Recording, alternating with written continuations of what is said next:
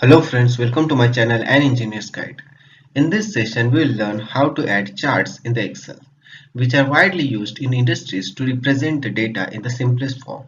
Charts are commonly used to compare the data across different entities. In our upcoming sessions, we will explore how to create various types of charts. So please stay tuned for latest update. But before moving forward, please subscribe to my YouTube channel. It's free for you but provides me with immense motivation to create such useful videos for you. Also click on the bell icon to get the latest update from our channel.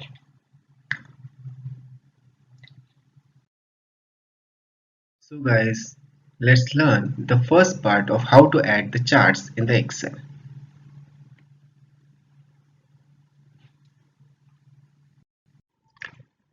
So guys, here you can see I have added a chart. In this chart, I have shown the year-wise comparison of the population of three countries, India, China and Japan. First, let's understand the algorithm used to prepare this chart. On the horizontal axis, you can see the years such as 2020, 21, 2022, etc. And on the vertical axis, you can see some figures which represents the population count. At the bottom, you can see some color-coded boxes representing the countries. Please ensure you keep this cell empty as it helps Excel to distinguish between the rows and columns. The data you mention in the first row will be considered by Excel as element for horizontal axis. The data you mention in the first column will be treated as values for comparison and the remaining data will be considered as the dataset. So guys, I hope you understood the algorithm. Now let's see how to create this chart. First of all, you have to select the entire data. Then just go to the Insert tab. In Insert tab, you just go to the Insert column or bar chart. Just click here. Select the first option. So here you will get the chart. One more thing, you can edit that chart also. If you just going to change the value of China as a 4500. So here you can see the population of China in 2020 can be a 4500 and it is represented here.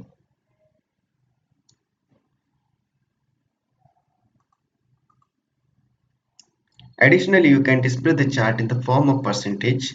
So you have to repeat the same procedure. Just select the entire data.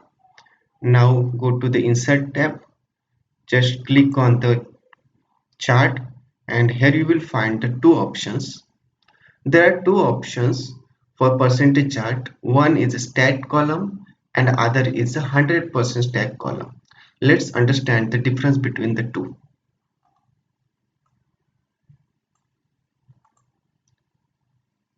So this is the simple stacked column and this is the percentage stacked column. Here in 100% stacked column chart, all columns are of the same height because the values are represented in the percentage only. In the stacked column chart, the height of the columns varies as it represents the absolute values. So guys, this is all about today's session. We will advance this topic bit more in the next session. So guys, please stay tuned. If you found our videos are useful, please share our videos with your friends and colleagues. Till that, thank you, goodbye, keep learning, keep earning.